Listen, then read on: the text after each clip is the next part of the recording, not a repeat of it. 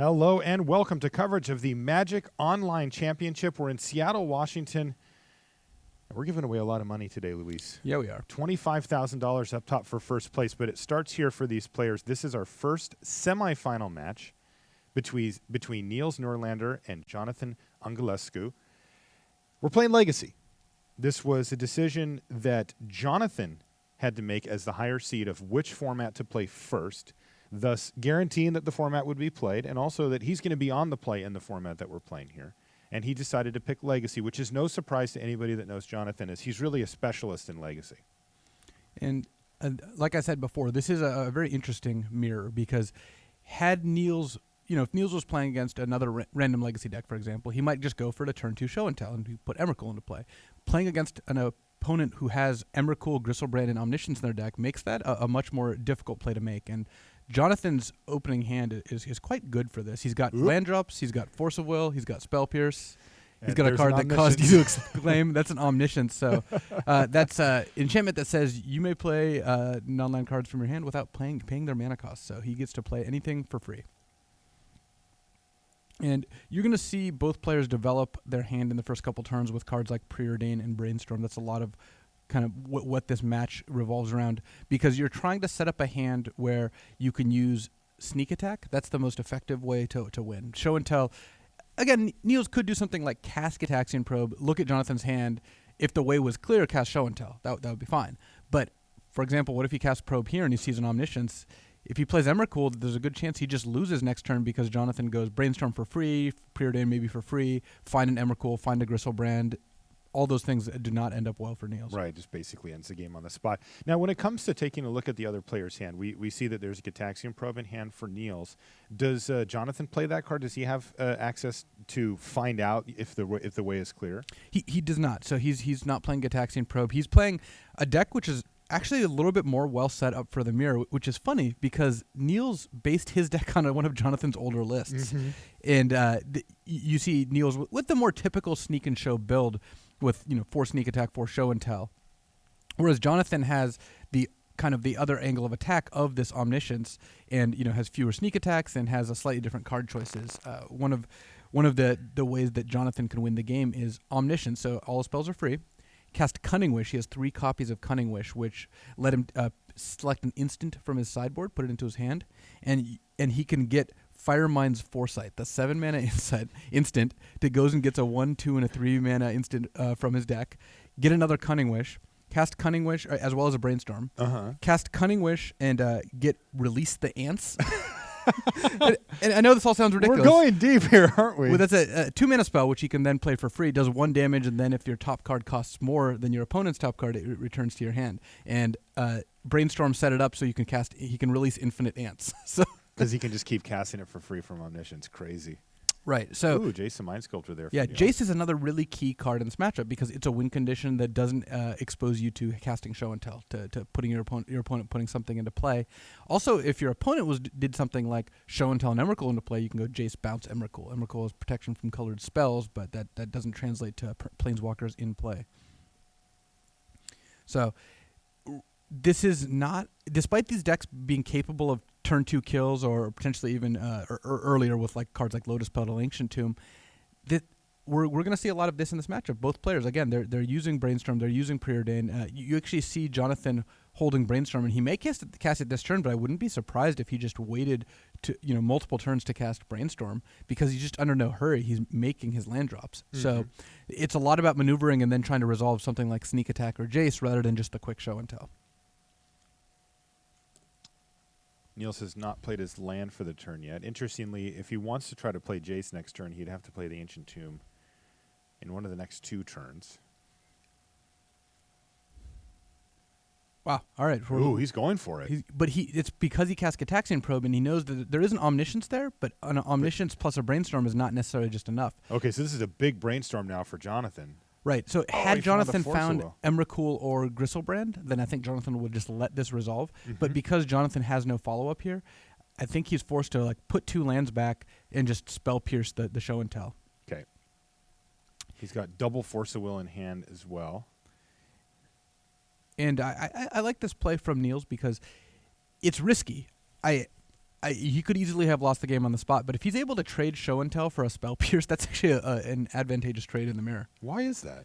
Because Show and Tell just becomes such a liability later. Such a bad card. Like later. Imagine Jonathan drawing a Show and Tell later, it's just going to do nothing. So Jonathan has a tough decision here. He's definitely putting back 2 lands. The question is, do you put back City of Traders, which is powerful. It taps for 2 colorless, but you can't play it until it's your last land, essentially, because whenever you play a land, you sacrifice it. Right. So I think that keeping City of Traders and a Scalding Tarn, I would be a little more inclined to keep a land that you can play instead of City of Traders, but it does make future draws of something like Sneak Attack a little bit more powerful. Well, and the key interaction here being that in order to cast Spell Pierce, he has to sacrifice his fetch land, which is going to shuffle away whatever he put back. Right. He Brainstorm, put back 2 lands. He's glad to sack his fetch land. That is the upside of Brainstorm for sure. And that's why you'll see these players often refuse to cast Brainstorm until they have a Scalding Tarn or a Misty Rainforest or Pluto Delta in play, because they want to shuffle back whatever their 2 worst cards are. Brainstorm it doesn't increase your hand size, right? You go from 3 cards to 3 cards if you resolve Brainstorm, but increases your hand quality dramatically, especially when you get to put your 2 worst cards back and then just start shuffle them away and just draw from your deck. Jonathan is in the tank about whether it's a Spell Pierce, or I guess he's deciding if he wants to use a Force of Will for some reason. His other decision is this a bluff Show and Tell? What if Niels doesn't have something? What if Niels has an Emrakul? I get to put in Omniscience. Then if I top deck, I just win on the spot. Right. But because remember, Jonathan doesn't know his top card anymore. It's very risky to let this resolve. If he's going to counter it, I would highly expect him to use Spell Pierce, because that's the card that gets worse later, and it's not a 2-for-1. Whoa! He's letting it it resolve. So Jonathan has 1 draw step in. He drew Cunning Wish. Whoa! All right, so that was he definitely, did it. That was definitely the high risk, high reward play. Oh and man! Here comes the Cunning Wish. And so now we're going to get to see that play that you described earlier. That sounded almost like you were joking. I wasn't joking. The downside with that play though is that because Niels has Emrakul in his deck, yes, Niels can eventually clash, because Release the Ants do clash to the bottom and keep an Emrakul on top. And then at that point, Jonathan does not have a more expensive card than Emrakul. But Jonathan can now Cunning Wish for Intuition for 3 copies of Emrakul, play Emrakul with Omniscience, get an extra turn trigger because you are playing it from your hand. And then he gets to be the first one to attack with Emrakul. Annihilator will go on the stack, and that'll be it. In fact, interestingly, Niles is at 15, or Niels is at 15 exactly. And either way, Jonathan would have an Emrakul and Omniscience in play. So Jonathan really took a gamble there, but man, it paid off. He drew the Cunning Wish. I can't believe he hit. No gamble, no future. And in this case, I mean, if he draws a land there, the game's over. Yes, if Jonathan doesn't draw an action spell there, he loses. Now, the interesting part, though, right, is that he doesn't know, like you said, you said this could be a bluff Show and Tell. Right. Like this could be Norlander just picking a fight, because remember, Niels did get to see his hand. Like, he knew that he had Spell Pierce. He knew that he had a Force of Will. So it could just been like, here, counter this. We'll keep playing. Yeah, and often you well, not often, but occasionally you will see players cast Show and Tell with no cards in their hand to put into play, because their opponent has to respect it. And the best part of all this, Niels did Gitaxian Probe, so he knew that Jonathan had a Brainstorm, and Niels didn't know that Jonathan didn't Brainstorm into that Cunning Wish. Yeah. But he's gonna later find out that Jonathan drew it. Like, I know he's gonna go back and find out. Oh, you know he's gonna go back and find out. I have to say, Jonathan was pretty stone-faced too. I wonder if he was at home. Yeah. I wonder if he would have been like, yes. Yeah. I don't know if Jonathan seems the type to be to be going nuts there, but I did enjoy that play. There's a lot on the line. Worth noting that with Omniscience in play, it's not that Jonathan needed to draw exactly Cunning Wish, but he could have drawn, if he draws Brainstorm or Ponder or Preordain, he gets to see a bunch of cards, and all his cards are free, so he can just keep doing that. So Jonathan has a very good hand, and this is why I believe his deck is advantaged in the mirror. He has Omniscience, and that is the trump card. So he can cast Show and Tells a little more freely than Niels can, even though at this point he's not just running one out on turn 2. And he could have. Partially he didn't, because he doesn't have a follow-up. He can put Omniscience into play and cast Brainstorm, but Niels would get to put a Gristlebrand into play. And remember, the cards off Omniscience are free, but they're not uncounterable. So if Niels had a counterspell for that Brainstorm, then or even just the Show and Tell, it would not work out well for Jonathan. Yeah, or if just the Brainstorm whiffed.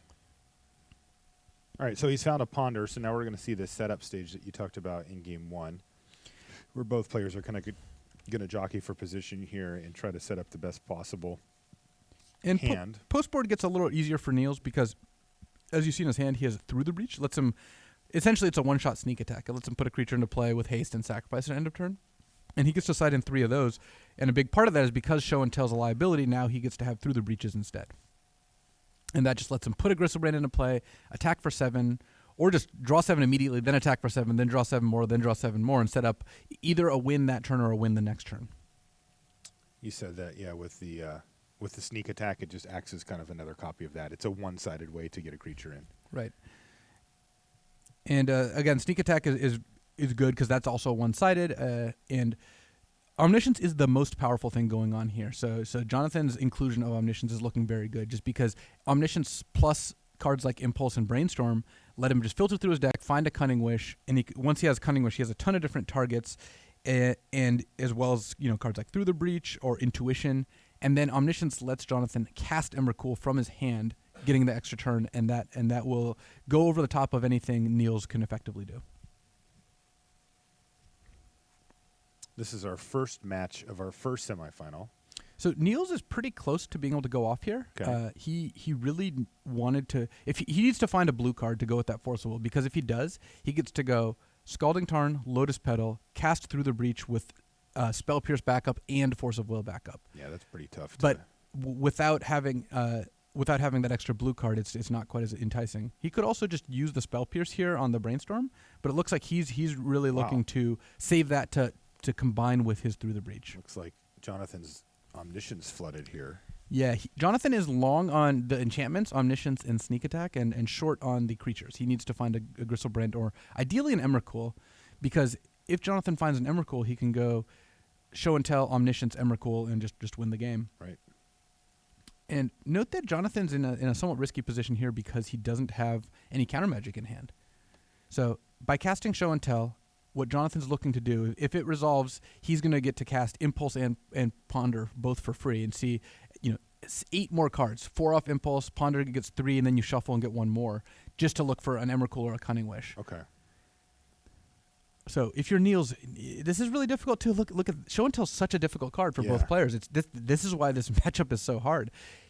Niels can let it resolve and put a Gristlebrand into play, and then he'll have a Spell Pierce plus a Force of Will. Though Spell Pierce is a little less effective because Jonathan has 2 mana untapped and all his spells are free. So really, Niels is banking on that Force of Will, plus he gets to draw 14 cards off Gristlebrand. The problem is none of them stop Emrakul. Emrakul's uncounterable. So if Jonathan goes Omniscience Emrakul, then Niels can still lose. Even though we know, by looking at these hands, I believe Niels would be happiest to let this resolve, put Gristlebrand into play, and be heavily advantaged from there. Wow. What a tough call here for Norlander. He just has no idea because, like you said, if there is an Emrakul in hand for Jonathan, then the game's over. And wow, what a tough call. Well, he has to have Omniscience plus Emrakul. Yeah. Just putting Emrakul into play, Niels would be happy with that. Yeah. Because Niels would presumably be able to find his own Emrakul on his turn. Yeah, the getting an extra turn, of course, but being the difference. Niels has to think, does Jonathan have Omniscience plus Emrakul? He just brainstormed. He cast Ponder earlier. Wow. This is one of those matches where not having complete information, it makes it really, really difficult to play because you can see it too. There's just combinations of cards your opponent has that you just straight up lose to. And even when countering it, so look, Niels cast Force of Will by pitching Spell Pierce. He could have paid 5 mana for Force of Will, but he didn't want to run into an opposing Spell Pierce. Mm-hmm. So there's just layers upon layers here. I mean, so that worked really well for Jonathan right? He has 3 Show and Tells in hand, and now he just got to use 1 for free.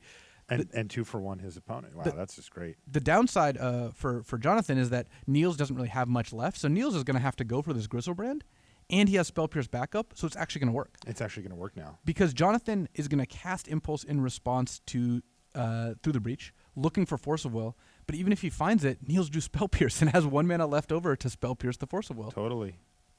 Here we go, Through the Breach. So Impulse in response. Yeah, I would expect Niels to let the Impulse resolve because all he cares about now is Force of Will. Right.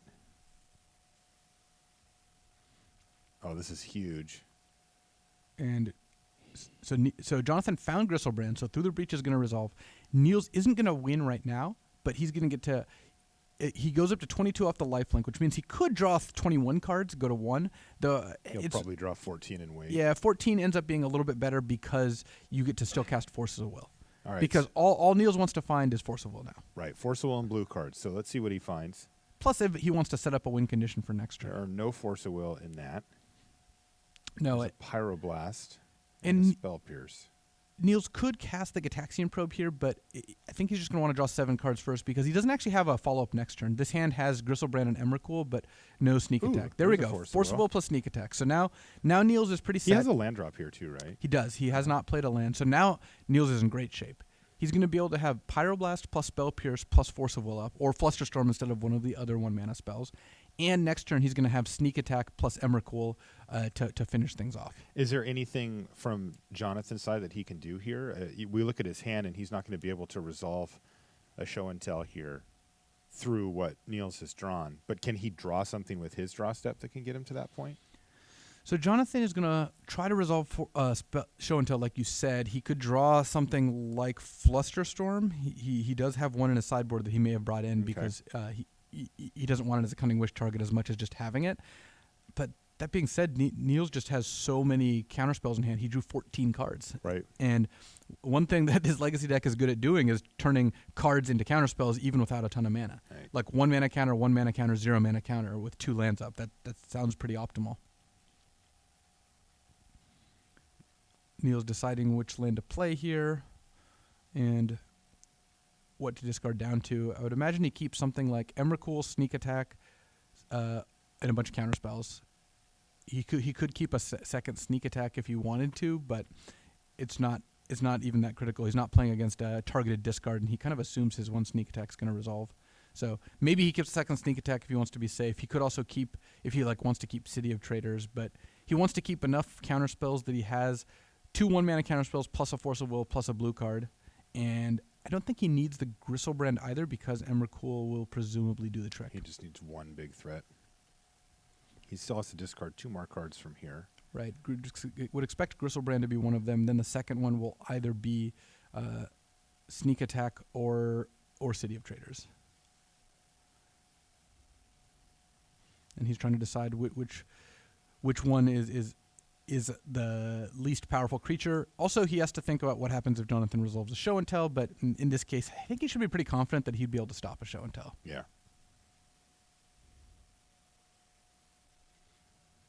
All right, he discarded the second copy of Sneak Attack and passed the turn back. It was Force of Will off the top for Jonathan.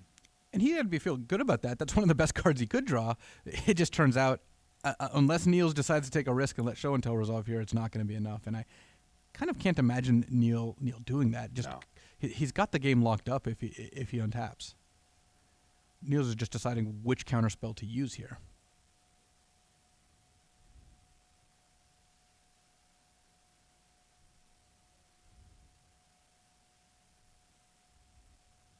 It's going to be Pyroblast. Basic Mountain does do a good job of telegraphing that one. And remember, the players have deck lists, so there's no, information loss here. Like, Jonathan knows that Niels has access to Pyroblast. Mm-hmm. So is Jonathan forced to just counter here and cross his fingers? He is forced to, yes. I mean, it's not going to work out. And if show and tell resolves, Jonathan's in. Actually, he's not even in insane shape because he can put Gristlebrand into play. He can go Omniscience into Gristlebrand, but if he uses Force of Will, he's going to go to 7. Yeah. Wouldn't be able to pay 7 life to Gristlebrand. Yeah, he didn't tap that Ancient Tomb here to avoid that, but if he's forced to force, then it doesn't matter anyway. And I think he will do this, but it's just going to be tough because Niels kind of has all the bases covered here.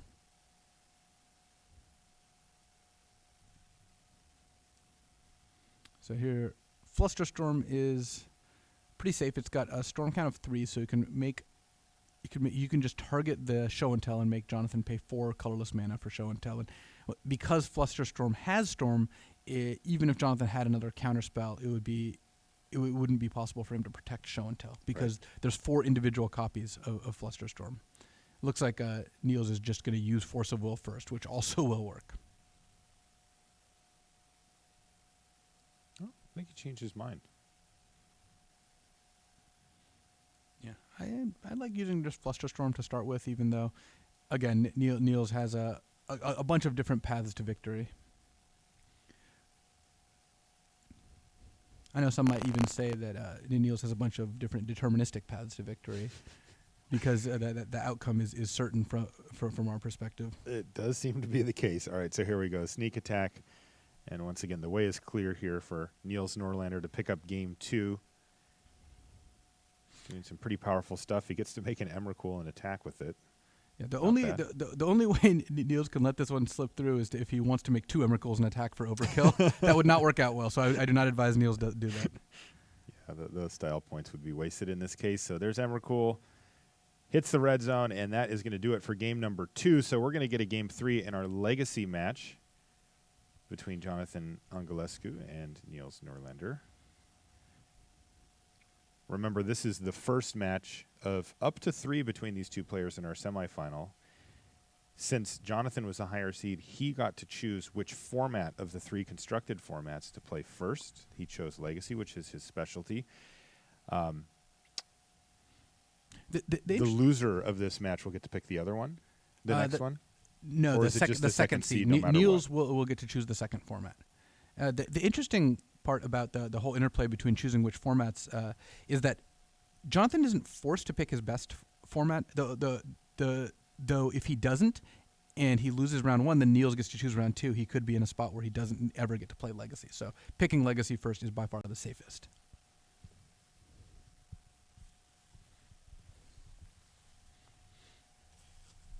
Players are wrapping up their last sideboard measures here. One of these 2 gentlemen is going to be in the notice finals. There's 4 show and tells in Niels' sideboard there. So he just took them out. Yeah, he's not. Through the Breach is just the better plan for that, whereas Jonathan gets to leave show and tells in. So again, Jonathan I think has the deck that is more well suited for this pseudo mirror match because of Omniscience, but it's still they're playing a lot of the same cards and it's still a very close matchup. All right, let's take a look at the opening hands from our players on the top. Jonathan, wow, a lot of ponders and a lot of Force of Wills. He's kept that, and he's going to kick things off with a ponder on the bottom side of the screen there. Looks a little more varied for Niels Norlander. Niels has a hand that's short on counter magic, but pretty good otherwise. A lot of what you're looking for in the early game with these decks is being able to develop your mana, have multiple lands, and being able to cast cards like Brainstorm and Ponder and Preordain so that you can set up the hand that has like 1 creature, 1 kill condition, and a bunch of counter spells. Wow, there's a show and tell off the top here for Jonathan. Whoa, Jonathan, he could just go for it. He could just cast show and tell. And he has double Force of Will backup because if he first he'll start by going force pitching Ponder if Niels has a counter, and then if that works, he goes Omniscience Emrakul. If Niels has a second counter, he can go force pitching Omniscience. And Jonathan doesn't go for it. He has to be afraid of Flusterstorm. That's the card that you would fear in that spot. But it's funny because Jonathan made such an aggressive play in the first game, letting Niels' show and tell resolve, and here he's opting for the safer route of waiting on the show and tell. Right off the top there for Norlander is Griselbrand. So now he does have a threat to go with that sneak attack or the through the breach. And I think that I wouldn't be surprised if he chose to shuffle away the one of those 2 things. You see what Jonathan just did there? He tapped 3 mana, indicating he has Cunning Wish in hand, and then undid it. You are allowed to bluff on Magic Online, as it turns out. That's pretty cool. So if you're Niels, you think, why would you tap 3? Oh, he has Cunning Wish, and then Jonathan decided, actually, no, I'm not going to cast it now. Jonathan doesn't have Cunning Wish in hand. He is just running the bluffs. Nothing that costs 3 mana at instant speed. So good stuff from Jonathan. Do you think that'll change anything from Norlander's side? I don't know how it will impact his play, but it has to put the idea in his head. And I like that Jonathan's range includes trying to demonstrate that he has these cards. I mean, I have to say, just looking at Niels, he is deep in the tank here. Well, I think part of that has to do with the Brainstorm. Yeah, I know, but so I think he has thrown a little wrench into the works here. So Niels is, again, he can put back either Sneak Attack or Through the Breach. Sneak Attack is better because it stays in play and it costs comparable amounts of mana. 4 + 1 is the same as the 5 for Through the Breach. But Through the Breach has the advantage of you can cast at the end of your opponent's turn. You can just end of turn cast Through the Breach, put a Griselbrand into play, untap, attack with it, and it's not sacrificed until your end of turn.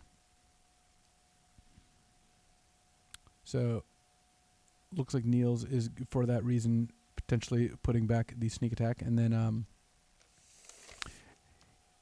Gataxian Probe is pretty interesting in this matchup because it does give you a way to plan around their cards like Spell Pierce or Flusterstorm, the conditional counter spells, or have a sense of how close they are to killing you. So there's a good chance that Niels wants to keep the Gataxian Probe for that reason, which would kind of force him to put back one of the other cantrips. He has 3 different cantrips in hand, so either Ponder, Preordain, or Brainstorm, with Brainstorm likely being the most valuable.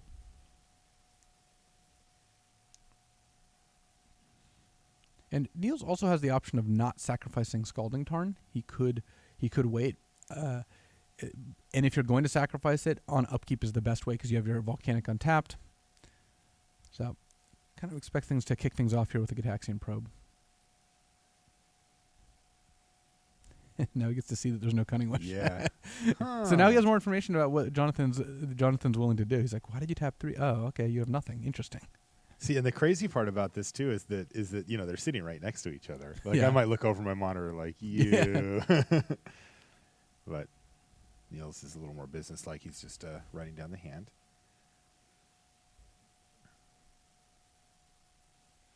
Ooh, an Ancient Tomb, a very good draw. So because Niels is short on mana here, he knows that Through the Breach just won't resolve. I mean, he could cast Through the Breach, but Jonathan would just force will it. So Niels, his options are play the Ancient Tomb, say go, and go end of turn Through the Breach. So at least if Jonathan counters it, Niels untaps all his mana, or continue developing his hand with cantrips, with cards like Preordain. Yeah, it looks like he's going to go for the Preordained side of things.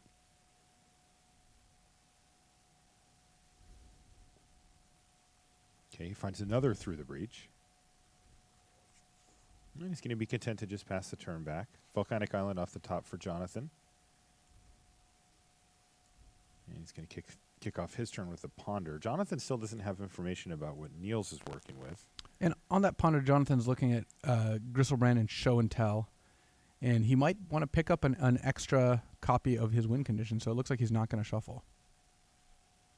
So I wonder if Jonathan goes for it. Looks like he's still waiting. He's not willing to play into Spell Pierce, it looks like, or even Flusterstorm.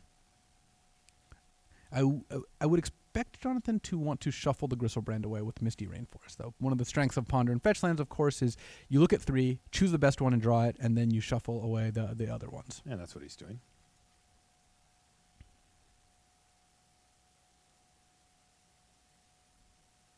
Brainstorm off the top for Jonathan. And these players still remaining quite patient. Yeah. Neither of them have gone for any big play yet. And you'll see this a lot in the mirror matches, just because if you tap out to try to go for something and it doesn't work, your opponent has all their mana up on their turn, and this isn't one of those control matchups like you see in Standard where you can resolve a Haymaker, then your opponent resolves a Haymaker, and then you go back and forth. Here, as we've seen, the first person to resolve a big creature is going to win. It's just game. Though I suppose in the case where Niels resolved Emrakul and Jonathan resolved Omniscience, it actually worked out for Jonathan. But that's part of why his deck is built the way it is. So he's just going to play that Brainstorm in his main phase. Him playing Brainstorm in his main phase, actually, that's interesting. It could make him more likely to go for it because then he could put back Gristlebrand and Scalding Tarn if he wanted, and then he can go cast Show and Tell, play City Traders, cast Show and Tell. If it doesn't work, cast another Show and Tell, have Force of Will for the second Show and Tell. But it looks like, again, Jonathan is choosing the more conservative route. Mm-hmm. Does this favor one player or the other the longer the game goes?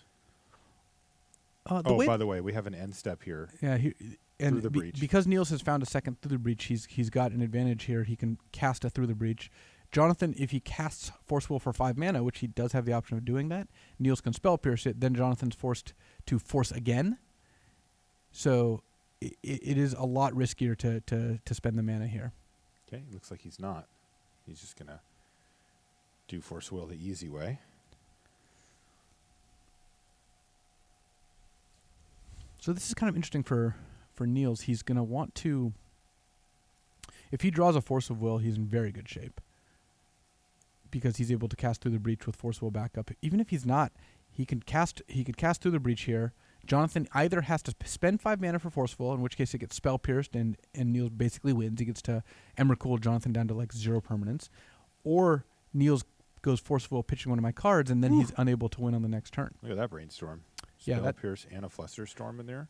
So now I think Niels is in really good shape because now Niels gets to put back Ponder plus whichever creature he doesn't want to through the breach into play. Right. Play Ancient Tomb, cast through the breach, And have 2 mana left over still? and have 2 mana for Flusterstorm plus Spell Pierce, Wow. which combine, especially with the Brainstorm, with the Storm count of Flusterstorm, to be able to force Jonathan to pay more mana than he has available. Yeah.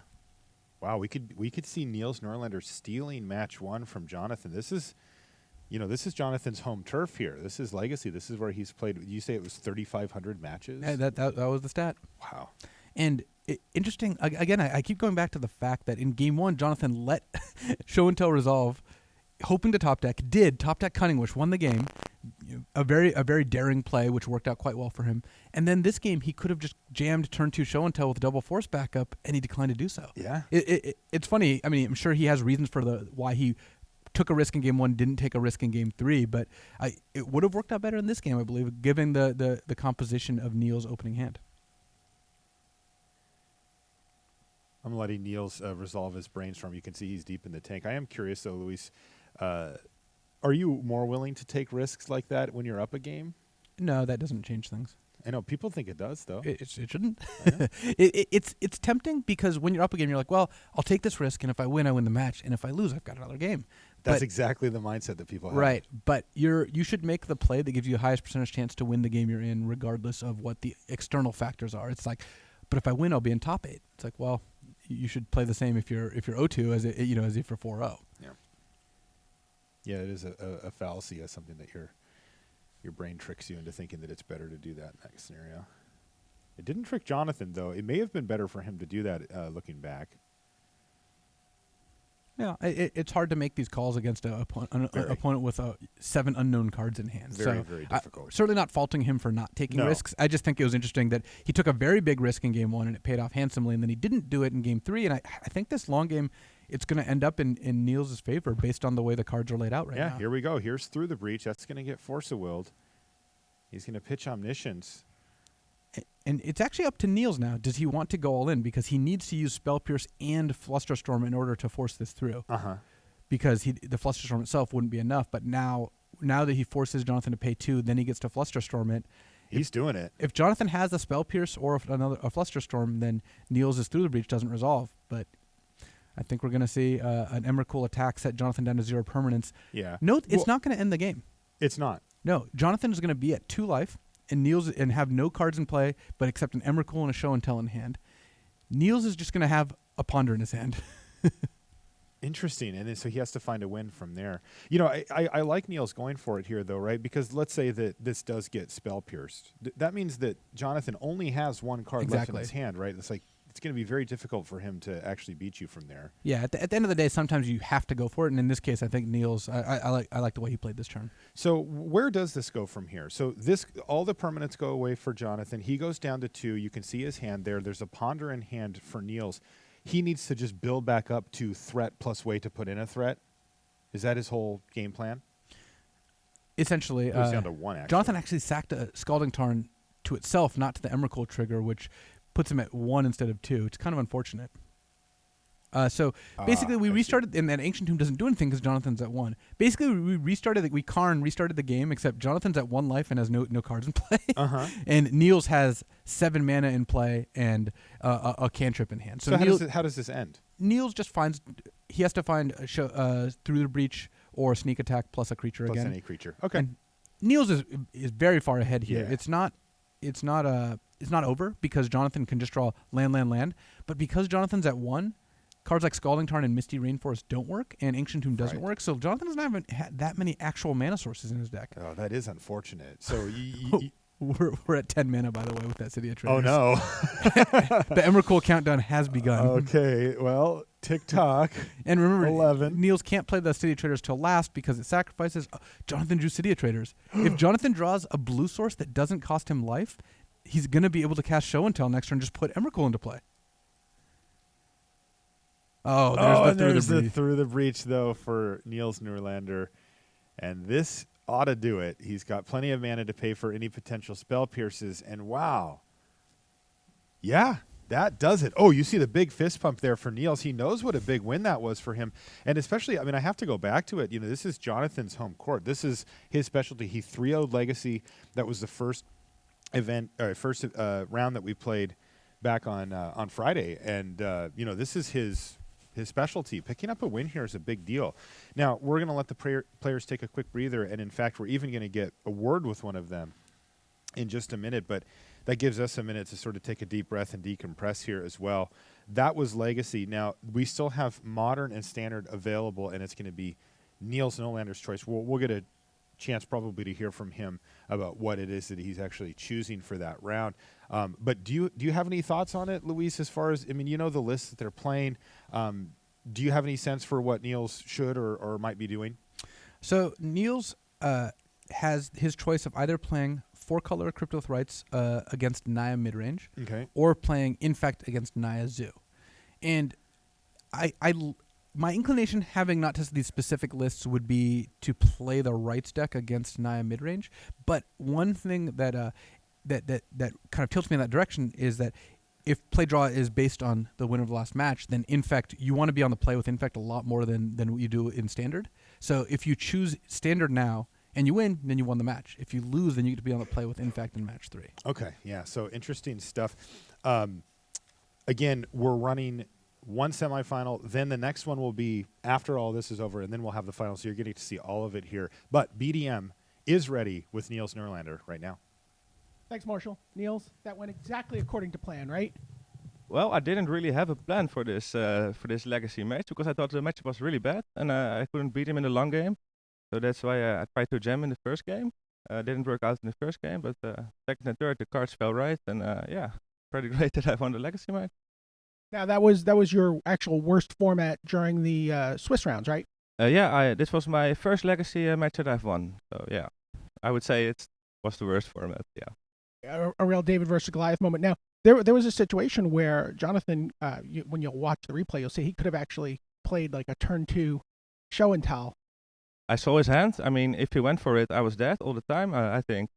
So I was like crossing my fingers, please don't do it. And then I can end of turn through the breach and maybe get through there. And it worked out. I totally didn't expect it to work, but it did. It's a little bit of a game of chicken when you're playing Legacy. Yeah, well, I think usually you want to be the last one to act in these counterspell matchups. So I think that's why he chose that plan.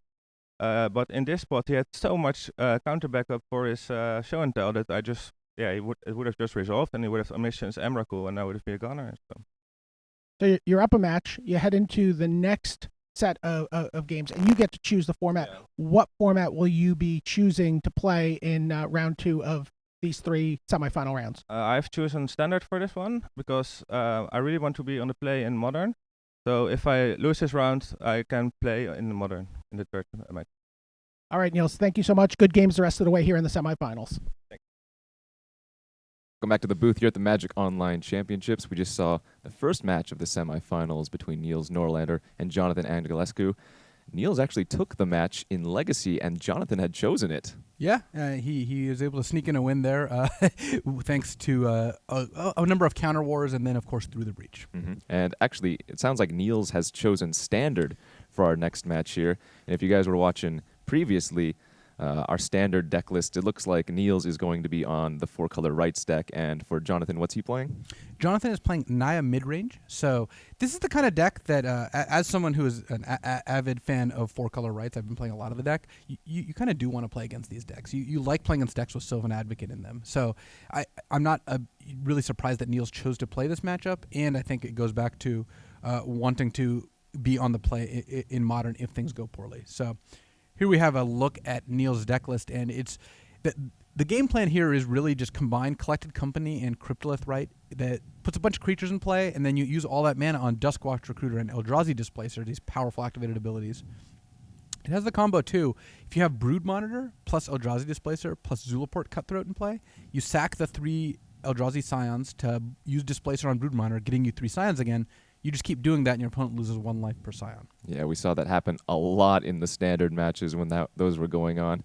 Can we get a look at Jonathan's deck list now? And you were talking about how he's playing the Naya control list. 3 Nahiri, the main planeswalkers here. And when you're playing the Cryptolith Right deck, you're going to look at this deck list and you're going to, what are the cards I'm worried about? You're worried about Atarka. Atarka is effective. You're worried about Radiant Flames, of which there's only one in the main deck, though 3 more on the sideboard. And you're not that worried about cards like Nahiri or Stasis Snare or Silk Wrap. These 1-for-1 removal spells aren't very effective against a Collected Company plan. Jonathan also has 4 Archangel Avacyn, but he doesn't have that many different ways to actually trigger the flip condition, which is having a non-angel creature die. So Jonathan needs to use something like Radiant Flames to kill his own creatures to flip Avacyn, at which point the Radiant Flames already do the work, so it's a little tough. Yeah. Now, who do you think is going to be favored here going into the second match of this semifinals between Niels and Jonathan? I believe Niels is ahead, but because this is standard, I don't think that it's like by a huge amount. Standard tends to have closer matchups than other formats. And of course, if we do go to a third match, if Jonathan does win this standard match, we are going to have modern. So we'll see if that's going to be the case, or if Niels can win 2-0. Let's take a look at some of the modern decks.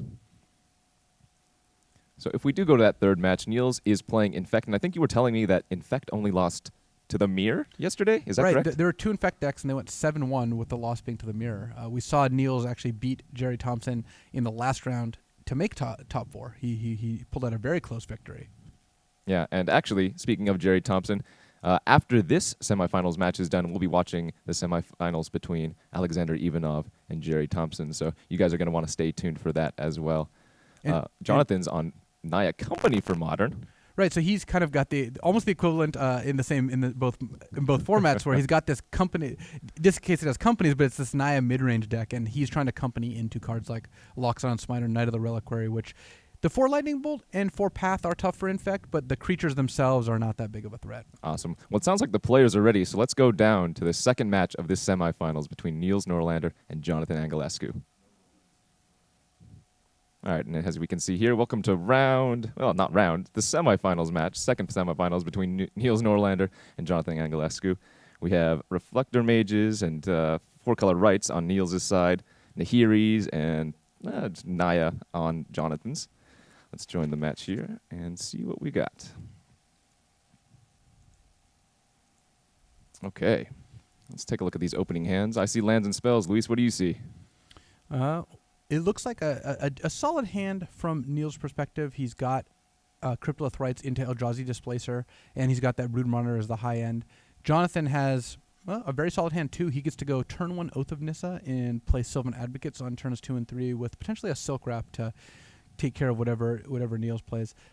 So it looks like Niels is deciding whether to mulligan, and Niels, in fact, did mulligan that hand. And this hand is a lot more interesting because he basically traded a bunch of lands in a Cryptolith Rights for 2 more creatures, which is what he's looking to do in this matchup. Yeah, as you were mentioning, the 1-for-1 removal on Jonathan's side, not necessarily the best thing versus this 4-color Rights deck, but it seems like, an Eldrazi Displacer or a Catacomb Sifter are fine targets for that. So Jonathan currently deciding between Archangel Avacyn and Cinderglade off of his Oath of Nissa here, and he's gonna go with the Avacyn. Okay. Still missing his second white source, but he does have time for that. Land off the top here for Niels. And Niels is going to play this turn on Loam Drive, but he's really looking for a 2-drop here, because if he can play a 2-drop, then his game plan gets started a lot sooner, and Loam Dryad is going to be active here. This is this is the 1-drop mana accelerant we have in Standard right now, and it's seeing a lot of play. Yeah, we've been talking about Loam Dryad a lot. Nobody expected it, and then you were mentioning yesterday that, well, you can go through a lot of hoops just to get that Birds of Paradise type effect. Yeah, we one of the breakthroughs when we were actually testing for the Pro Tour, because we did play a Cryptolith Rights company deck, was realizing that Loam Dryad was just good. And it's not a card that on its surface looked like a standard staple, but it certainly has become one. All right, a second Sylvan Advocate here for Jonathan, as you can see. Once he has 6 or more lands, it's going to get +2/+2, and that also gives his land creatures +2/+2. Needle Spires can become pretty spicy once Sylvan Advocate gets turned on there. Yeah, once you have a Sylvan Advocate giving Needle Spires +2/+2, or in this case +4/+4, you double strike attack for 8 damage or 12 damage. Catacomb Sifter the play here for Niels, who actually has a nice follow-up. Eldrazi Displacer and Brood Monitor, perfectly fine options here, but it looks like Jonathan's actually going to go ahead and use that Silk Wrap, I would assume, on the Catacomb Sifter. Now, this is probably pretty good for Niels, I would expect. Yeah, Jonathan is using Silk Wrap, like you said, on the Catacomb Sifter in order to be aggressive to attack with these Sylvan Advocates, but he's not really. And this is the thing. Jonathan's deck is not really well suited to do the last 8 points of damage. So he can get Niels down to 12 or get Niels down to 8, and maybe try to sneak it in with Avacyn.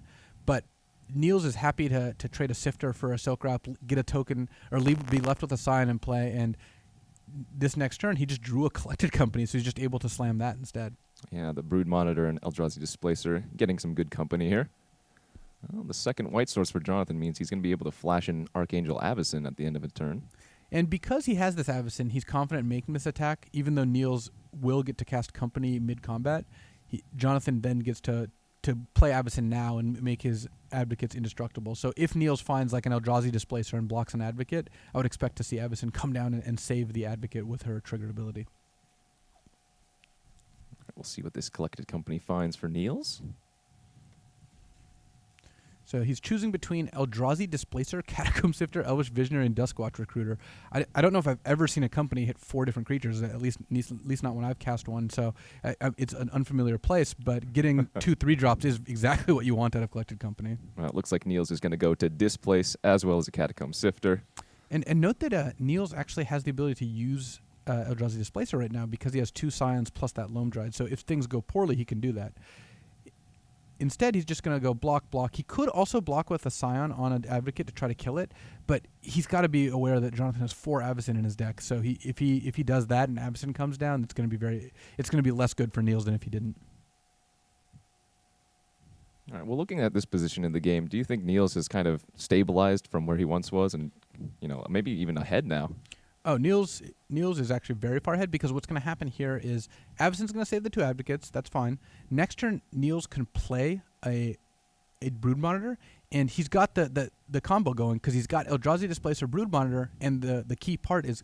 Oh, my God. He had Catacomb Sifter to scry infinitely, but it's just better just to draw Zulaport Cutthroat if you're going to choose to do that. So he actually has exactly enough mana to play Brood Monitor, play the Cutthroat. He has to spend 5 mana here, plus one of the Eldrazi Scions, play the Brood Monitor, and then play Cutthroat, and then just win the game on the spot. Oh, he's actually tapping. Oh, he has a Loam Dried, of course, for that additional black. This is turn 5, remember, folks. Yeah, this worked out quite well for Niels Norlander. Oh, and of course, chat's pointing out that Oath of Nissa actually revealed the Avacyn, so Niels, of course, was playing around. Ah, right. I think it would have been right to play around it either way, but given that it's face up on the screen, it makes it even easier. All right, and there's the Brood Monitor. Loam Dried producing a black source. And, wow, turn 5, perfect mana, perfect draw. Well, I mean, this is Niels putting on a clinic of how you win tournaments. And he did mulligan a hand that I think is a hand that a lot of people would have kept. So I like that his play got rewarded. So that just tells you that he was probably looking for very specific cards, and I guess he found them. All right, and Jonathan is going to concede the game. That was a turn 5 kill in Standard here, folks. 4 color rights versus Jonathan's Naya mid-range. We can take a look here at the players' sideboards. What kind of things can we expect from Jonathan's side? He's going to want to bring in Radiant Flames and Tragic Arrogance. Basically, the sweepers, having more copies of ways to sweep the board does make it so cards like Cryptolith Rites are less effective, and you can kind of see Niels, deciding how many negates he wants or transgresses, and he's doing it. He's bringing the Reality Smasher sideboard plan, or at least some amount of them, because Reality Smasher and Sylvan Advocate give Niels a way to win the game despite the presence of cards like Radiant Flames. Silk Wrap not very good versus Reality Smasher, although Natarka could definitely take one out one shot. Yeah, and Natarka is still going to be good in this matchup, even though it's a little slow. Looks like Jonathan trimming cards like Avacyn and some of his Nissa, just like the kind of like slow mid-range cards that the Rights deck doesn't really care about all that much. Remember, folks, this is the second match of this semifinals between Jonathan and Niels. Niels is currently up a match. They played Legacy in the first one. Here we are with Standard. Now, if Jonathan wins the next 2 games here, we will go to a match 3, which will be our last unplayed format, Modern. But I assume Niels is feeling pretty good here. He's up a game. He's already up a match. If Niels wins this game, then he's on to the finals. Yep, that is correct, and you will have your first finalist if that is the case. And remember, right after this, we're going to have the semifinals between Jerry Thompson and Alexander Ivanov. We'll see what kind of things these players still opting to move around their cards.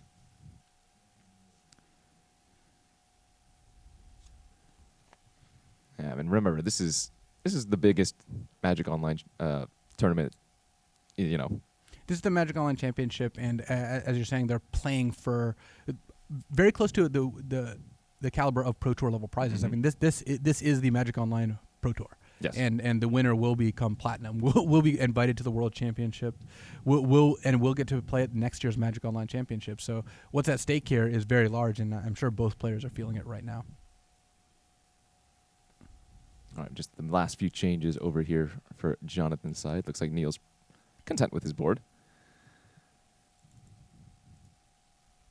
Looks like we are ready for a game 2 between Niels Norlander and Jonathan Angelescu. This is the second match of their semifinals. Niels is currently up a game. Well, it's a great draw for Niels. He's got turn 1 Lone Dryad. If he draws an untapped land, he can play Visionary into Catacomb Sifter. If he can also just, if he doesn't draw a land, untapped land, just go turn 1 Evolving Wilds, turn 2 Elvish Visionary. But he's just got Catacomb Sifters and Duskwatch Recruiter, so not a draw I'd be looking to mulligan. The other hand, Jonathan was forced to mulligan and now has a hand which does have a turn 3 Radiant Flames into Nahiri and Avacyn. So turn 3 Radiant Flames, very good start. Niels is aware of the fact that Jonathan has 4 copies of Radiant Flames, so he is going to be keeping that in mind with Jonathan forced to take a land off of this Oath of Nissa. It looks like Niels did draw that second untapped mana source for turn 2, so he's able to play out a Duskwatch Recruiter if he wants to, or an Elvish Visionary in this case. I tend to play the deck a little bit more conservatively, whereas against a removal-heavy deck, I'd want to play an Elvish Visionary here, and then try to play Duskwatch on turn 5 or turn 4 if you have 5 mana, because you can play Duskwatch, and even if they kill it, you get to activate it once, replacing itself, finding another Duskwatch, because you're really trying to grind out your opponent here. Turn 5 kills notwithstanding, this ends up not being as much of a race as an attrition war. We'll see what Niels wants to go for. He has quite a few options here. The thing is, if you play Duskwatch, it is a higher reward play, but I like playing Visionary here. Okay, and that is the play that Niels is in fact going to go with. Going to get a fresh card off that Visionary. It looks like it's a Westvale Abbey. How good is that card in this matchup? It's solid. It's not as good post-board because there's so many more Radiant Flames running around. And against a deck with Stasis Snare and Soulcrap, it's a bit of a liability. But it is still a threat, and sometimes you can actually just pay 5 and start making 1/1s that can help power your like Cryptolith Rights and that sort of thing. Now, we saw the same position yesterday where the opposing player had the option to cast Radiant Flames when the Rights deck had potentially 4 mana next turn, of course, off of that Lone Dryad. So is this a scenario where Radiant Flames is something that Jonathan's going to be considering? So one reason for Jonathan to play Radiant Flames here is that he's got a 4-drop and a 5-drop. So even though this is a 1-for-1, remember, the Elvish Visionary replaces itself, I think that's the safest play for Jonathan by far. Okay, and Niels continuing to draw lands for his draw steps. So the first land was great. The second land was good. The third and fourth lands were not good. So Niels was like, come on land. Yes, come on land, I guess. Now, no, stop. No more land. So his deck listened too strongly here. All right, Nahiri, the Harbinger, coming down on Jonathan's side. Let him cash in that Evolving Wilds for something else. Well, the Evolving Wilds evolved into a Stasis Snare of all things. And like we had mentioned, the 1-for-1 removal not necessarily at its best here, but you can get rid of those pesky, Eldrazi Displacers, Zulaport Cutthroat type creatures. Yeah, and here we can see Niels. He can smash the Nahiri down to 3 with his 2 creatures, and not really too much about Nahiri using her -2. The question is, what do you play next? You can play another Sifter. You can play a Lone Dryad. You can play both. You could also play Sifter plus Duskwatch Recruiter, though that's really just putting all your eggs in one basket against a Radiant Flames. But because Nahiri and then Avacyn do pressure you, and Niels doesn't know about the Avacyn, but he does have incentive to start playing out creatures because you can't play around Radiant Flames forever. And if he plays too slowly against a Planeswalker and Avacyn, he could just lose with a bunch of creatures in his hand. So kind of expect to see him play multiple creatures this turn.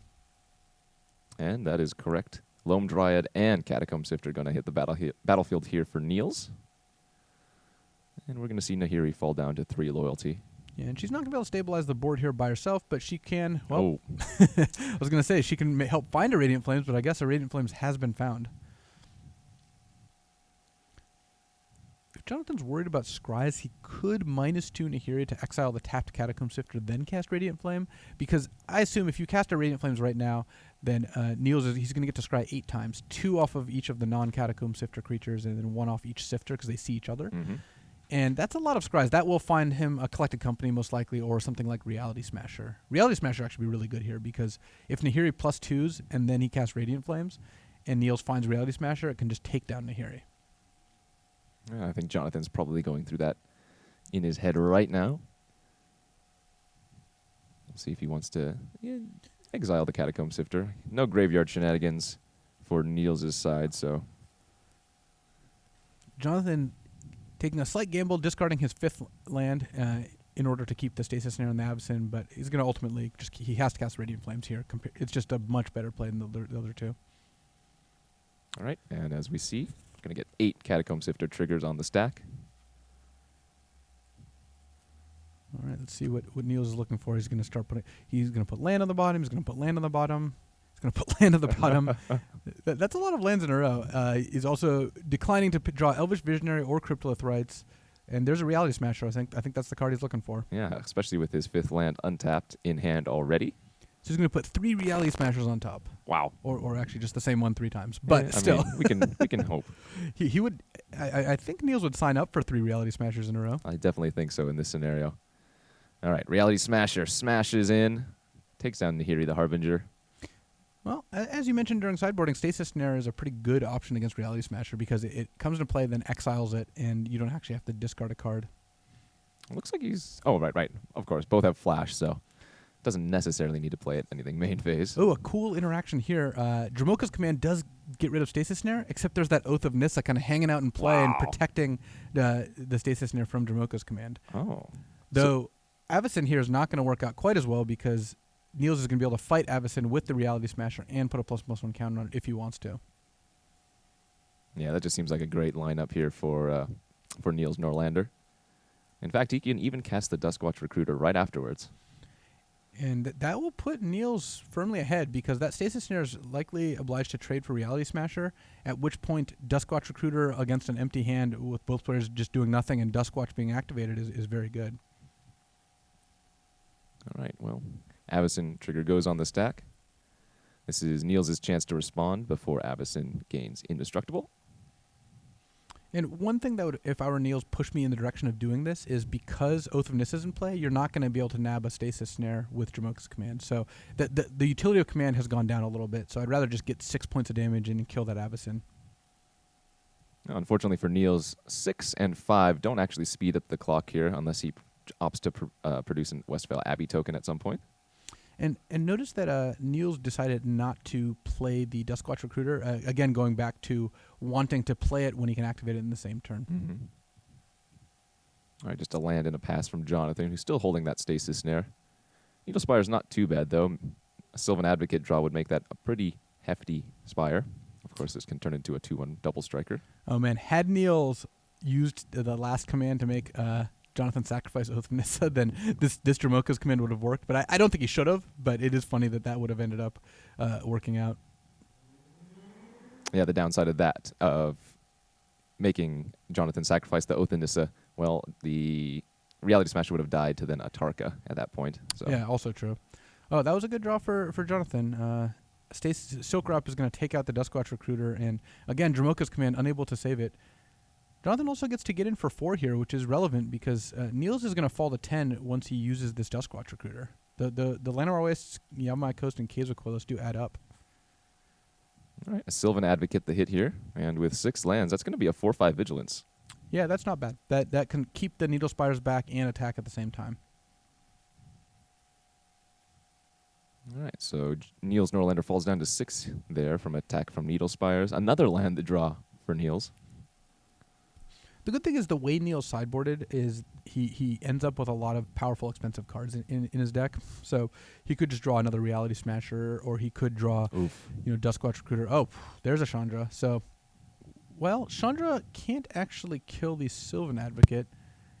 Making 2 elementals isn't bad, but you end up, I guess what's going to happen is if so Jonathan makes 2 elementals, attacks, Niels blocks one with a Sylvan Advocate, goes to 3, and then Chandra's 5 loyalty. Mm-hmm. So Niels actually going to use Dramoka's command here to make Sylvan Advocate into into a 5/6 in order to take down the Chandra. Or at least that's a play that he can use to do that, and he might fall to either 1 or 2 depending on which lands he taps for it. because he can do it on his main phase. He doesn't have to do it in a turn. Mhm. Of course, if Niels fights the unblocked elemental, then his Sylvan Advocate is going to die as well. Right, so that would be a reason not to do that, even though it is tempting. It's like block one, fight the other, but fight actually does damage back to you. So yeah, Niels is going to decline to do that. Well, I think Niels is still ahead here, just not by very much. Yeah, that Needle Spire is actually lethal by itself now. I would be tempted to wait on Dromoka's command. Falling to 1 here means you can never tap any of your other lands for colored mana. Uh-oh. I thought Niels for a second was going to use that Dromoka's command and accidentally kill his Sylvan Advocate. Yeah, that would be unfortunate. Another pain land. Oof. All right, well, I think Niels has definitely got on the back foot here. Jonathan looking in great shape. Well, Jonathan needs to draw something because Niels is going to be able to kill this Chandra, and then Jonathan is now facing down a 5/6. Niels could actually go to 1 if he wants to use Westphal Abbey, Sure. by the way. And then now if Jonathan doesn't draw anything, then Sylvan Advocate will go over the top. But How's a Stasis Snare? a Stasis Snare is good. If Jonathan waits, Niels could actually draw Negate, so it's slightly risky to wait here. But Niels really just needs to draw Collected Company. That's the card that would, I think, put him in a pretty good spot, assuming he hits well. Because that Needle Spires is going to come calling soon. All right, and the draw for Niels is going... Oh, it's going to be an upkeep. Stasis Snare. Yeah, which is the same As main phase. As main phase. The only reason it's not is that it doesn't give Niels the information. So he may have chosen to use Westphal Abbey as opposed to not. Right. Tragic Arrogance not at its best when you have 3 enchantments in play, which is not the normal case, but it is funny that Jonathan did draw that here. And that's probably in from Jonathan's sideboard, I would assume. Yeah, it's a very effective sideboard card, but in this case, all it would do was make Jonathan sacrifice 2 enchantments. Well, in this instant here, Loam Dryad is the lone Dryad, as it's going to probably, well, actually just sits back, I guess. The Needle Spire's kind of preventing anything from going on here. Well, Jonathan has an interesting call here. He could attack with Needle Spires, and if he does, Niels is going to use Westphal Abbey, go to 1, make a 1/1, double block Needle Spires. It can first strike down one of the 2 creatures. The other one takes down Needle Spires, and then we have a clear board with Jonathan at 13, Niels at 1, and only able to tap for blue or green mana because all of his pain lands, his caves and wastes and coasts, can't tap for colored mana anymore. So is that something that Jonathan might want to do to take care of the Loam Dryad? Well, it ends up trading for both creatures. I actually kind of like it from Jonathan's side because more than getting rid of the creatures, it means that Niels can't cast something like Catacomb Sifter or Eldrazi Displacer if he draws it. The downside is, and the reason I think Jonathan is not doing this here, is that if he draws any removal spell, then he gets to win with Needle Spires. All right, looks like Jonathan's just going to go ahead and pass. Niels draws a Catacomb Sifter for the turn, and this, just like we were talking about, now he can cast it. Yep, now he's able to go to 1 by tapping his caves or his Llanowar Waste for black. And because the Loam Dryad is in play, and this is the other reason I guess killing Loam Dryad is beneficial, is now he has access to any color mana thanks to Loam Dryad. Tragic Arrogance still not looking spectacular here. Stasis Snare number 3. I mean that's a relevant card, but it's not going to destroy Niels here. I guess Jonathan can Stasis Snare the Loam Dryad if he wants to keep Niels off of mana, but that doesn't seem very effective either. I think he's just content just with passing back.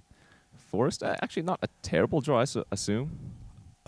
It's the only card it really makes live is Brood Monitor, so yeah, Niels would rather just draw pretty much any spell at this point. Certainly better than drawing a pain land. Ooh, Gideon, Ally of Zendikar, the draw here for Jonathan. And Jonathan can set up a win here pretty soon, or he can try to. If Niels taps down too low or taps too many of his creatures out, he gets to Stasis Snare a blocker and then attack. Then negate a turn too late because now Niels can attack Gideon with the Catacomb Sifter, but first of all, that doesn't kill it, and second of all, Jonathan could just Stasis Snare it if he wanted to. It looks like Jonathan's going to go for the end of turn Stasis Snare here. And that's probably going to be negated. I mean, it would leave Niels dead otherwise. Oh, okay. So Niels is allowing the Catacomb Sifter to go down, and Niels actually does die to just activate Gideon, activate Needle Spires. It's kind of it's hard to pass up the ability to negate when you're pulling those 2 cards in hand, going into 1 card in hand. just because how many targets do they really have? But looks like we're gonna see a game 3 here. Yeah, activation of Gideon, ally of Zendikar, gonna make him a 5/5. Activation of Needle Spires, and 3 creatures are gonna bash into the red zone. Niels, with only 2 blockers, can do nothing but take lethal. And Jonathan's gonna win the second game here of their second match. We're playing standard. We're gonna go to a game 3. Currently, Niels Norlander up a game, rather up a match. They're even in this match, 1-1 currently. And, after this semifinals, ladies and gentlemen, we have another semifinals to show between Jerry Thompson and Alexander Ivanov. So looking forward to some more exciting magic here. Any different sideboarding for play versus draw? So currently, Niels is kind of like hedging. He's got 2 Reality Smashers in his deck, 2 Eldrazi Displacers in his deck. So he's not full on putting all the creatures in, but he's also putting some of the big creatures in. He's taken out all the Cryptolith Rights and the Zulaport Cutthroat and the Brood Monitors, which I generally tend to favor setting out the combo. It's just hard to decide what combination of big creatures you want. After seeing that game, I would be tempted to bring in Enlightened Ascetic, the 2-mana 1/1 that destroys an enchantment. Niels chose not to, but freeing up one of your creatures from a Silk Wrap or a Stasis Snare seems appealing. It looks like the players are done sideboarding, so let's jump down to a game 3 here between Niels Norlander and Jonathan Angelescu in their second match, which is currently standard. Let's take a look at these opening hands, and just like last time, Jonathan with a lot of enchantments. Oh, this is a great draw for Niels. He's got turn 1 Loam Dried, turn 2 Sylvan Advocate, turn 3 Collected Company. So Jonathan is likely going to Silk Wrap the Sylvan Advocate, but it's still a turn 4 Collected Company is not bad. Yeah, this is great development. Players playing rather quickly here. Loam Dried getting in the red zone. Going to drop Jonathan down to 19. That's mainly what it's there for, is to attack on turn 2. Nobody beats a 1/2 on turn 1. 1/2s have been among the most powerful creatures in Magic. This is true. It's no Deathrite Shaman, but Norwood Ranger does some good work. Stoneforge Mystic, though Nahiri playing more of the Stoneforge Mystic role. So Silk Wrap it could actually take out the Loam Dryad, but if you take out Sylvan Advocate, you kind of make it so Loam Dryad doesn't tap for mana anyway, so that's already good enough. Elvish Visionary, not a bad draw here for Niels, who just wanted something to do this turn. Yeah, Elvish Visionary quite good. Also lets him develop out the Evolving Wilds. Elvish Visionary is a great card. Right. And Niels not going to have the problem he had last game. He's not taking much pain off his lands. He's got a forest and island. He can Evolving Wilds for a swamp, and then he can just be set. Oh, but right off the top again, right on time for Jonathan Angelescu, Radiant Flames. This one is a little less bad for Niels. Actually, I think he'd be happy for Jonathan to cast Radiant Flames, because next turn he can just cast an end-of-turn Collected Company, and he lost a 1/1 and a 1/2. He didn't actually even need the mana from Loam Dryad. So this... Jonathan's probably happy about that top deck, but Niels is the one who should be happy about the top deck. See, because now Niels is just going to pass with 4 mana up. He's now deciding whether to get Swamp or Plains, I guess. Mm-hmm.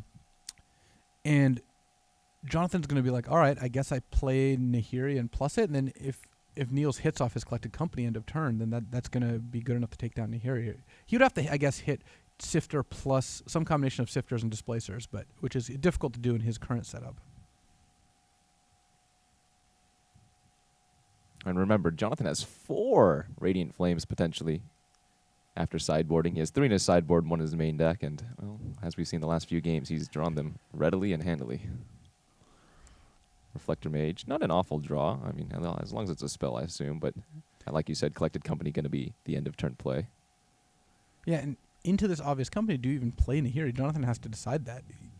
It's not unreasonable just to pass with Nahiri. I mean, he is going to run it out, but I think that there is some decision there. Alrighty, and a turn for Nahiri the Harbinger. Draws Jonathan a Sylvan Advocate, who also drew Radiant Flames for the turn, but we'll see what this end-of-turn Collected Company can hit. It hit exactly what Jonathan or Niels needed to hit. It hit Displacer plus Sifter. That gives him 6 points of power, lets him attack Nahiri down. Lone Dryad the draw for Niels on his next turn. And I assume we're going to see all of the creatures hit the red zone, taking out Nahiri. Though that second Radiant Flames draw from Jonathan is pretty key, because now he's able to Radiant Flames for 3. It takes out all of Niels' board, and Niels can't even add another creature to his board right now. Niels will get to scry off of the Catacomb Sifter, and he can actually use Eldrazi Displacer to blink the Sifter first to get an extra Scion, giving him 3 scries total. But this is still... not a great spot for Niels, just because he's got a board developed here, and Jonathan's gonna be able to kill your board and play a Sylvan Advocate. Actually, does he have potentially 4 scries? If he sacks the Scion and then for mana and uses it. Oh, he can scry addition. He can use Displacer an additional time. So that's and even a 4th scry. And Neil's just thinking, do I want to play out another creature? How many Radiant Flames does he have? I think he's just trying to blink the Sifter now, Oh, okay. just to make sure it resolves. Yeah, and he can still get the 4 scries. Another Radiant Wow. Flames. All right. Well, if you draw 3 Radiant Flames in a game, you're going to do pretty well against Collected Company. Jonathan stone-faced as ever. And then we see the second Radiant Flames of this game. And Neil's deciding he needs to do better than Catacomb Sifter. He scried Catacomb Sifter to the bottom. When you have a bunch of scries in a row, your bar should also be higher. If you're scrying once, maybe you keep Catacomb Sifter, but given that you're going to get to scry 4 times, you're in a lot better shape if you just wait and try to hit a couple different creatures. All right, let's see what he scries. Yeah, Reflector Mage to the bottom, and then gets one last scry here off of the Displacer and Llanowar Waste to the bottom. So Niels does not know what he's drawing next turn. Sylvan Advocate, the follow-up to that Radiant Flames. Pretty good turn for Jonathan there. Elvish Visionary, the draw for Niels. So Niels has 2 different lines of play here, really. He can go Visionary into Reflector Mage or Visionary into Catacomb Sifter. And they're both decent. I like starting with Visionary because it just gives you more information. And you can decide where to go from there. Though I guess he has to decide which one he wants to cast depending on how he taps his mana here. Since if he taps Swamp, then I would expect him to be casting Reflector Mage. Cave of Koilos, not the draw he was particularly looking for, but he still has a few options left. We'll see if he goes with the Sifter or the Reflector Mage. Well, looks like he's going to play out the Lone Dried in addition. And this sets up perfectly for the 3rd Radiant Flames.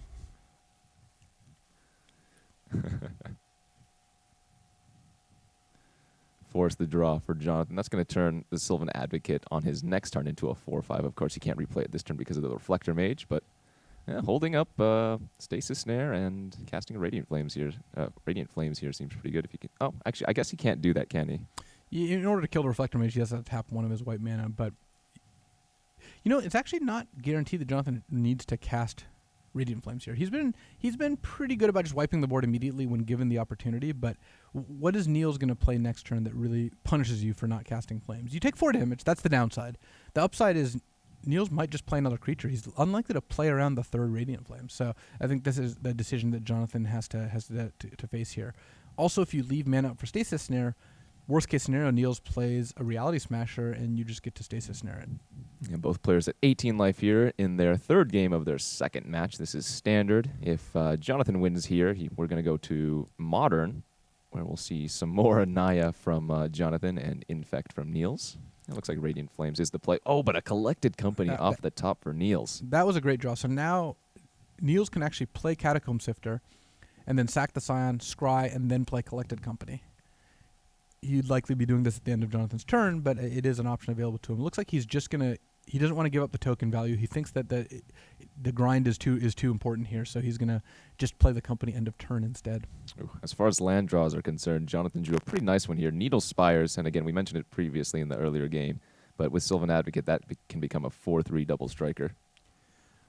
All right, company medium whiffs. Unfortunately for Niels, he gets to put 2 Reality Smashers on the bottom, and his only 2 targets were Duskwatch Recruiter and Loam Dryad. And now Jonathan's going to take advantage of the fact that Niels can't use the Recruiter to Stasis Snare it. All right, and we're back to Niels drawing some lands. Catacomb Sifter now. Yeah, this is a really close game. Jonathan is certainly ahead. Niels has good draws available to him, but right now Jonathan is the one with the lead, especially because that Needle Spires is a 4/3 double striker. All right, we're going to see a few back and forths here as both players have drawn a land for their last few turns. I wouldn't be surprised this turn if Niels chooses to chump block the Needle Spires with the Eldrazi Scion, and then instead of taking 8, take 4 from the Advocate, and then get to scry off the Scion. And indeed, we do see that. Evolving Wilds is going to be heading to the bottom, so Niels needs to top deck here. He's got a couple turns. Oh, well, that was really big. Right now, Eldrazi Displacer is set up to take over the game. Currently, Jonathan does not have an answer to it, and Niels is going to get to use it. Looks like twice this turn. What he can do is he can blink his Sifter and then use the Sifter, the sign from the Sifter. He can block the Needle Spires and then blink the Sylvan Advocate, or just block and then blink the Sifter again. He's got a couple different options. Yeah, Deathcap Cultivator, not exactly the draw Jonathan was looking for. A lot more relevant cards left in his library, but like you mentioned, this Displacer should just start taking over the game. He's going to start scrying. He's going to start producing, more Eldrazi Scions. Oh, and Jonathan choosing not to attack with the Needle Spires. So now I think you just block with the Catacomb Sifter and then blink it. Yeah, so what this is going to do, like you said, is it gives Niels the ability to just scry multiple times a turn, and he can actually sack the Scion to scry and then blink the Sifter again with Displacer, so he gets basically a free scry. Thanks to Lone Dryad plus Swamp plus Eldrazi Scion. We'll see if he wants to take that line at the end of turn, and it does look like, in fact, he's going to do so. All right, this is Niels' opportunity. He's got a couple turns here of free displacering, and he needs to turn that into a measurable advantage. Right now, he's looking at a Catacomb Sifter and deciding whether he wants to keep it. I would be inclined to keep it. And one reason that is because it gives you double scries on every Scion. That just lets you rip through your deck and find cards like Sylvan Advocate or Reality Smasher. But the downside is it doesn't actually add that much to your board because you can already pay 3 mana to make a token. Mm-hmm. So Niels chose not to keep it, but draws Reflector Mage. And on this board state, I would say that's a pretty darn good draw. Of course, Eldrazi Displacer can do the same thing it's been doing to Catacomb Sifter, flickering the Reflector Mage just to bounce everything back to Jonathan's hand, and of course he cannot recast it on his following turn. Yeah, Niels is hoping that Jonathan doesn't draw his 4th copy of Radiant Flames or a Chandra, but if he doesn't, or like an Atarka, Jonathan has a lot of big draws, but if he doesn't, this is going to be a pretty fast clock. Note the Deathcap Cultivator does not even have Delirium right now. 3 card types currently in the graveyard for Jonathan. He's got a land, sorcery, and planeswalker. Well, 3 sorceries in this case, but all of the same variety. Niels deciding whether he wants to attack or not. He could attack with the Displacer and the Catacomb Sifter, and then if Needle Spires gets activated, you could bounce the Needle Spires by flickering Reflector Mage again, and that would leave him still enough mana between the Loam Dryad and the Scion to have 1 activated ability up of that. We'll see if Jonathan can draw his 4th and final Radiant Flames to put things back. The Radiant Flames, the Chandra, and the 2 Atarkas are Jonathan's 2 big draws, or one of the 2 copies of Tragic Arrogance. Jonathan has a lot of sweepers in his deck. This matchup looks pretty good for him post-board. So I wouldn't be surprised if Jonathan ended up, top decking his way out of this, just because he's got so many good live draws right now. And he's got a couple turns. This isn't going well for him. He's definitely behind, but he's got a couple turns before he has to find something. Looks like Niels might even be attacking with the Eldrazi Scion in addition to the Catacomb Sifter and the Eldrazi Displacer. We'll see if he wants to activate his Needle Spires. And he does. So I assume we'll see a Displacer flicker on the Spires. Well, yeah, flickering the Reflector Mage is essentially that, yeah. Oh, right, of course. Though you can replay the Spires next turn, even though Reflector Mage's ability says you can't cast it, but just playing a land, of course, is not casting a spell. So by using Displacer on Reflector Mage, it leaves the battlefield briefly, comes back, and re-triggers its enter the battlefield effect, bouncing the Needle Spires, forcing Jonathan to either take 6 or potentially trade Deathcap Cultivator for Scion. The reason that isn't unreasonable is that it means that Niels won't be able to use his Displacer anymore.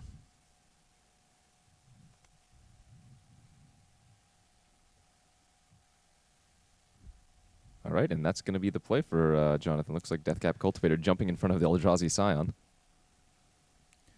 Neil's going to get a scry here. Ooh, Duskwatch Recruiter. That seems like a good one. It's not a Reality Smasher, but he has 2 on the bottom of his deck right now. So if you only board in 2, especially, then you can't do that much better. So one of the advantages of Duskwatch Recruiter is that it does give him an outlet for all this mana. Of course, Niels is playing aggressively and chose to put it on the bottom. Okay. Another land draw here for Jonathan, who can only develop out the Needle Spires again. The Sylvan Advocate bounced with Reflector Mage. Oh, Westvale Abbey now. This is good. So now Niels actually could activate Westvale Abbey. He could pay 3 to displace the Sifter, going up to 5 creatures in play the Abbey, pay 5, sack all his creatures to Abbey. That's kind of going all in a game you're already winning, so I would imagine he's just gonna make an attack here. But it is kind of interesting that he has that option. Especially when your opponent knows, or when Niels knows that Jonathan has access to Stasis Snare and Silk Wrap. If the Ormondal would kill one shot, maybe that would be a little bit more tempting here, but Yeah, if Jonathan was at 9, this would be a little harder. But given that Jonathan is well out of the range, or at least somewhat out of the range of one hit from Ormondal, I think setting up an Ormondal kill next turn is going to end up being better. And Niels leaving back Lone Dryad because if he flickers the Sifter, he ends up with a token and then now has 6 mana from tapping Lone Dryad in the rest of his lands. all right, draw step for Jonathan. Not a bad one. Archangel Avacyn. Well, not a good enough one either, unfortunately. So because of the Reflector Mage and Eldrazi Displacer, Niels is going to take this match. He's going to be able to use Displacer to clear out all potential blockers and just attack for lethal. All right, and it looks like Niels is probably going to be flickering his Reflector Mage here in addition to his Catacomb Sifter maybe once or twice.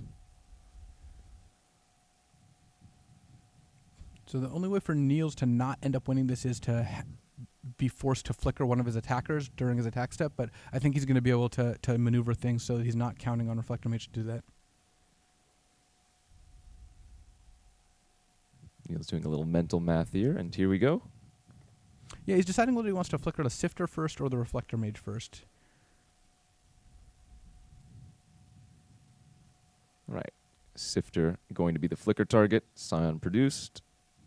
Lone Dryad using the newly summoned Eldrazi Scion.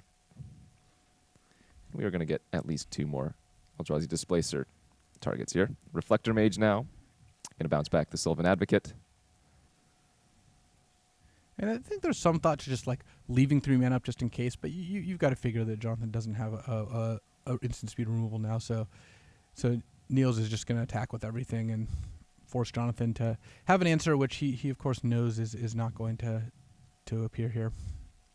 And even though Archangel Avacyn could, in theory, block a creature, even if Niels let that happen, he would still be taking lethal. And that will do it. Looks like Niels is going to win the first 2 matches here, and he's going to take the match, and he's going to be in the finals. Yep, Niels advances to the finals. He's got a little bit of time now to study his opposition's deck lists and try to figure out which formats he thinks they'll be battling. Yeah, don't go anywhere, folks. That was the first semifinals here. Our next semifinals is going to be between Jerry Thompson and Alexander Ivanov. Please stay tuned for the Magic Online Championships.